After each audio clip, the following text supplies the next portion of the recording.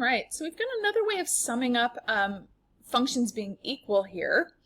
And so we've already said this, that to be a function, we have every element of t must be, or sorry, every element of s must be used and mapped to something in t. All right?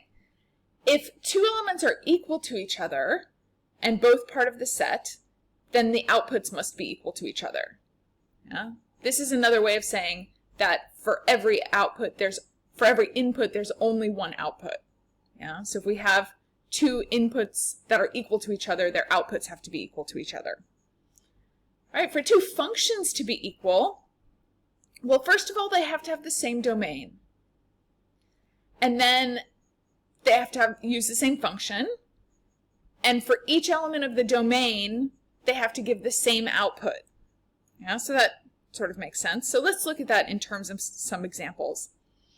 So f of x and g of x. Well, looking here at f of x, I know that I'm not allowed to divide by 0. I know I'm not allowed to divide by 0. So they have the same domain. So the domains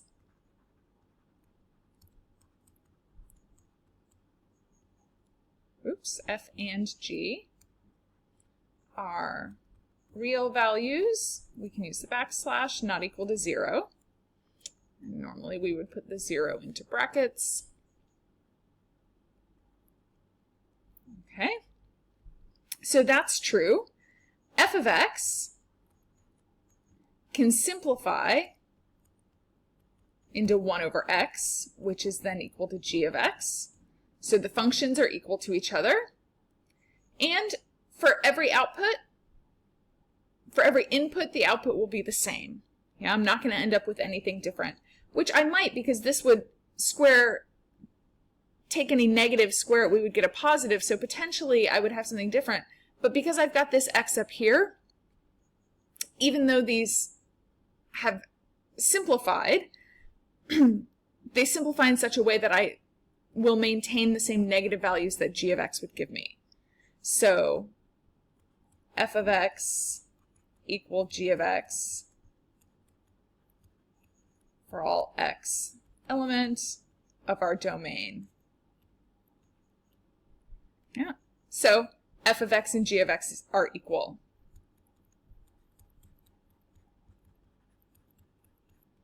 All right, let's look at this next one. F of x equals x. G of x equals arc cos of cos. Well, arc cos and cos are going to cancel each other out, so we might think to ourselves that they're going to simplify and equal each other. Both of these I can put any value in. Cosine and x take in any values. So the domain for each is real values. I could say that g of x simplifies to x. So it looks to me like f of x equals g of x equals x. But f of 2 pi is going to be 2 pi. G of 2 pi is going to be arc cos of 2 pi. Cosine of 2 pi is 1. Arc cos of 1 is not 2 pi. Arc cos of 1 is 0. Yeah?